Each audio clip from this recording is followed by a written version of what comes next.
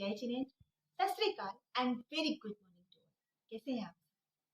उम्मीद है बहुत अच्छे होंगे। तो चलिए, हमेशा की तरह हम अपनी वीडियो की शुरुआत किसी श्लोक या मंत्र के साथ करते हैं। तो फिर से वही करते हैं, फिर आगे चलते हैं। मैं श्लोक पढ़ने जा रही हूँ भक्तामृत स्तोत्र का 15 नंबर का श्लोक है ये। आप भी मेरे साथ करें।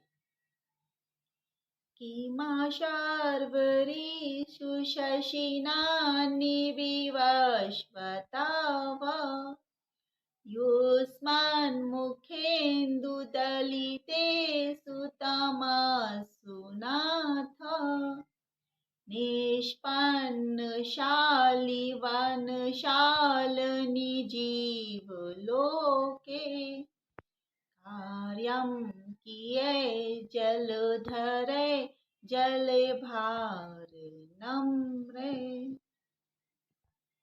दोस्तों, कैसे हैं आप सब?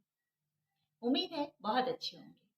ईश्वर आप सबको और इंक्लूडिंग मी भर भर के यश, कीर्ति, वैभव, मान, सम्मान, धन, दौलत, कीर्ति, वैभव प्रदान करे। दोस्तों, आज का वीडियो हमारा कुछ खास है। आज का वीडियो हमारा इसलिए खास है कि हम इसमें कुछ उपायों को लेकर आए हैं। जी हाँ, रेमेडीज की बात करूंगी मैं, उपायों की बात करूंगी, प्रॉब्लम्स को दूर करने की बात करूंगी।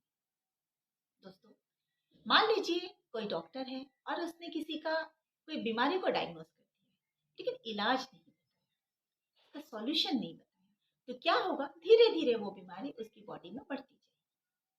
इसी तरह से मान लीजिए किसी की जिंदगी में कोई परेशानी है, प्रॉब्लम्स है, और उसका उपाय उसे नहीं पता है, उसके सॉल्यूशंस उसे नहीं पता है, तो क्या होगा?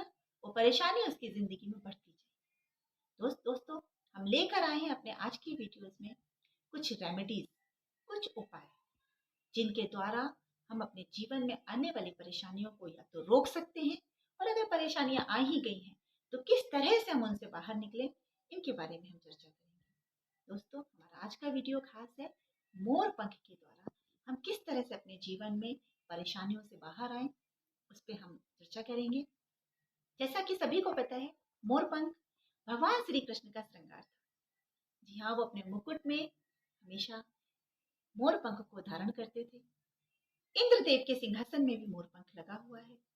हमारे साधु संत महात्मा जिस समय आपकी पेंसिल और पेन का आविष्कार नहीं हुआ था, मोर पंख के द्वारा ही अपनी लेखनी करते थे। और जो कुछ भी आज हम उनके पढ़ रहे हैं, ग्रंथों को देख रहे हैं, कहीं ना कहीं वो चीज वहीं से आई हुई है। और सबसे इम्पोर्टेंट, जैन धर्म की बात करूं तो हमारे सभी आर्यिका, मुनि, संत, गुरु माता अपने साथ एक पिछी को धारण करती हैं। वो पिछी मोर पंख से बनी होती है। दोस्तों, इन सब बातों से तो ये स्पष्ट ही हो गया है कि मोर पंख एक विशेष प्रकार की सकारात्मक ऊर्जा को प्रवाहित करता है, एक दिव्य शक्ति से लैस होता है। तो हम आगे की चर्चा मोर पंख के साथ ही करेंगे। दोस्तों, सभी अपने जीवन में धन की चाहत रखते हैं। सभी चाहते हैं उनके जीवन में भरपूर धन हो, जिससे वो अपने सारे सपने पूरे कर सके। वो चाहते हैं उनके परिवार में सुख समृद्धि हो, धन की कभी कमी ना हो, समाज में, परिवार में मान सम्मान बना रहे, साथ ही हर प्रकार की दुर्घटना से वो खुद और उनका परिवार बचा रहे। इसी से जुड़े हुए कुछ एक आध उपाय मैं आपके साथ शेयर करूंगी। उपाय तो बहुत से हैं, अगर मैं मोर पंख के बारे में बताने लगूं तो 2-3 वीडियो मेरे इसी पे निकल जाएंगे। खास उपायों पे हम चर्चा करेंगे और वो उपाय मैं आपके साथ शेयर करती हूँ। आप लोग उसको अपने जीवन में जरूर उतारिए और लाभ प्राप्त करिए। दोस्तों, जैसा कि सभी को पता है कि मोर हमारा राष्ट्रीय पक्षी है। बहुत ही शांत स्वभाव का होता है। इसका पंख बहुत ही उपयोगी होता है। इसके पंख से सकारात्मक ऊर्जा प्रवाहित होती है। दोस्तों, टूटा हुआ या मुड़ा हुआ मोर पंख कभी नहीं लेना चाहिए। यदि आपके घर में भी कोई मोर पंख टूट गया है या मुड़ा हुआ है तो उसे विसर्जित कर दीजिए, पानी में प्रवाहित कर दीजिए और उसकी जगह दूसरे मोर पंख को रखिएगा।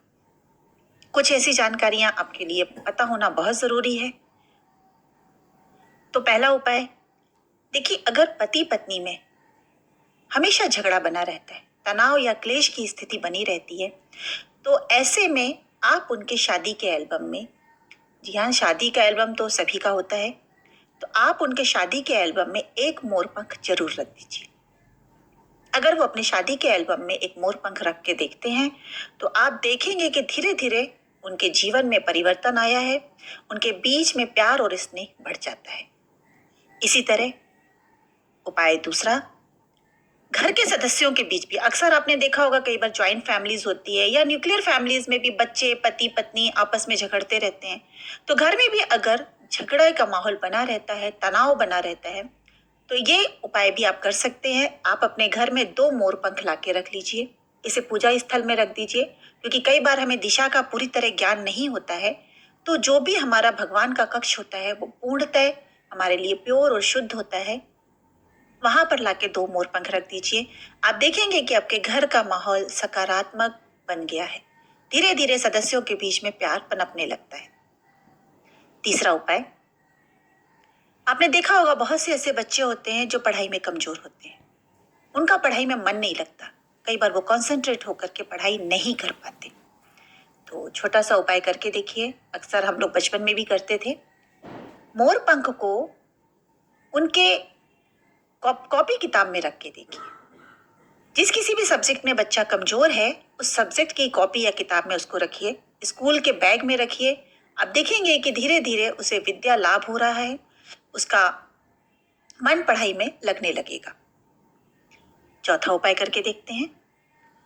छोटे बच्चे जो होते हैं उन्हें अक्सर नजर दोष लग जाता है। छोटे बच्चों को आपने देखा होगा कि कई बार सोते हुए वो चौंक कर जाग जाते हैं, नींद में डर जाते हैं, रोने लगते हैं। छोटा सा उपाय करके देखिएगा। आप उन्हें ताबीज में एक मोर पंख रख कर पहना दीजिए। आप देखेंगे कि बच्चे के जीवन में परिवर्तन आ रहा है, वो गहरी नींद सो रहा है, चौंक करके उठना बंद हो गया उसका, साथ ही उसे नजर दोष भी लगना कम हो जाएगा। उपाय पांचवा, दोस्तों मोर पंख को दक्षिण एवं पूर्व की दिशा में लगाएं, यानी कि आग्नेय कोण में लगाएं। इसको अवश्य लगाना चाहिए। ऐसे करने से आपके जीवन में आने वाली अनहोनी टल जाती है। कोई विपदा आने वाली हो तो वो उसे टाल देता है, साथ ही धन की आने के रास्ते बन जाते हैं। तो एक ही उपाय से आप 2 काम कर सकते हैं। एक तो अपने जीवन में आने वाली अनहोनी को टाल सकते हैं, दूसरा धन के आने के रास्ते आप बना देते हैं। तो इस उपाय को जरूर करके देखिएगा। उपाय नंबर 6, अपनी जेब या डायरी में या वॉलेट में मोर पंख को रख के देखिए।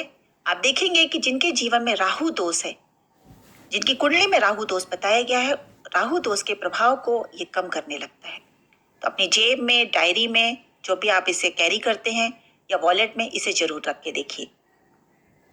उपाय नंबर 7, अगर आप चाहते हैं कि आपका बच्चा पढ़ाई में बहुत अच्छा हो, अव्वल आए, उसे विद्या लाभ हो, तो एक उपाय और करके देखिएगा। जिस तरह से भगवान श्री कृष्ण अपने सिर पर, अपने माथे पे या अपने मुकुट में हमेशा मोर पंख धारण करते थे, आप भी अपने बच्चे को कुछ समय के लिए मोर पंख उनके बालों में जरूर लगा के रखिए, सिर पर लगा के रखिए। आप चाहे तो ये उपाय रोज कर सकते हैं, चाहे तो वीक में 2 दिन 4 दिन कर सकते हैं। पूरे दिन ना लगाकर आप कुछ घंटे के लिए भी उपाय कर सकते हैं। अब धीरे धीरे देखेंगे आपके बच्चे के जीवन में परिवर्तन आ रहा है, उसे विद्या लाभ हो रहा है, साथ ही कॉन्सेंट्रेट करके वो पढ़ाई करने लगा है। तो आप इस उपाय को जरूर करके देखिएगा और अपने बच्चे के जीवन को बदलते हुए महसूस कीजिए। उपाय नंबर 8, मोर पंख, जैसा कि मैंने पहले भी बताया कि मोर पंख सकारात्मक ऊर्जा को प्रवाह करता है, इसलिए इसे हमेशा अपने साथ रखना चाहिए। ऐसा करने से आने वाली दुर्घटना आपके जीवन में टल जाती है। कोई अमंगल होने वाला हो तो वो भी उसे टाल देता है। इसलिए मोर पंख को हो सके तो हमेशा अपने साथ में कैरी कीजिए, साथ में रखिए, ताकि आने वाली परेशानियों से आप बच सके। उपाय नंबर 9, जैसा कि सभी जानते हैं मोर और सर्प एक दूसरे के दुश्मन होते हैं। अगर आपके घर में किसी सांप का आने का डर हमेशा बना रहता हो, कई बार ऐसे घर ऐसी जगह पे होते हैं जहाँ पे सांप इत्यादि ऐसे जहरीले प्राणियों का आना जाना बना रहता है, तो आप इस उपाय को कर सकते हैं। मोर पंख लाइए और अपने घर में इसे जरूर रखिए। आप मुख्य द्वार पे लगाइए मोर पंख को। ऐसा करने से जहरीला प्राणी सांप आपके घर में कभी प्रवेश नहीं करेगा। उपाय नंबर 10, आप एक काम कर सकते हैं। अगर आप चाहें तो कुछ नहीं, सिर्फ एक छोटा सा उपाय कीजिए। घर के मुख्य द्वार पे, मेन गेट पे आप 2 मोर पंख लाइए और लेफ्ट या राइट दोनों साइड पे लगा दीजिए। आप देखेंगे कि धीरे धीरे आपके घर में सकारात्मक ऊर्जा प्रवेश कर रही है और नकारात्मक ऊर्जा बाहर निकल रही है, और इस तरह से आपके घर में हमेशा हंसी खुशी का माहौल बना रहेगा। उपाय नंबर 11, दोस्तों अगर ऐसा लगता है कि आपके घर में वास्तु दोष है तो एक छोटा सा उपाय करके देखिएगा। आप अपने घर में 3 मोर पंख लाइए और अपने घर के मुख्य द्वार पे उसे लगा दीजिए। मुख्य द्वार पे उसे ऊपर की तरफ लगाएंगे और 3 मोर पंख को लगाने के बाद उसके नीचे भगवान गणेश की प्रतिमा या फोटो को स्थापित कर दीजिए। इस उपाय के करने से आपके घर के वास्तु दोष में कमी आ जाएगी, क्योंकि कई बार वास्तु दोष हमें पता होता है लेकिन स्थिति ऐसी होती है कि तोड़ फोड़ करा के हम अपने घर के वास्तु दोष को दूर नहीं कर पाते। तो इस उपाय को करके देखिए, भगवान गणेश और ये मोर पंख आपके घर के वास्तु दोष को खत्म करेंगे और सकारात्मक ऊर्जा आपके घर में प्रवाहित होने लगेगी। उपाय नंबर 12, दोस्तों एक उपाय और कर सकते हैं। अगर आपको अपने घर के वास्तु दोष का पता है तो एक उपाय और करके देखिए। आप अपने घर के ब्रह्म स्थान को चेक कीजिए। ब्रह्म स्थान को जब आप चेक कर लेते हैं, वहां पहुंच जाते हैं, तो अगर उसके आसपास कोई दीवार है तो आप सिर्फ इतना करिए कि 2 मोर पंख लीजिए और दीवार के दोनों तरफ लगा दीजिए, राइट एंड लेफ्ट में दोनों तरफ लगा दीजिए।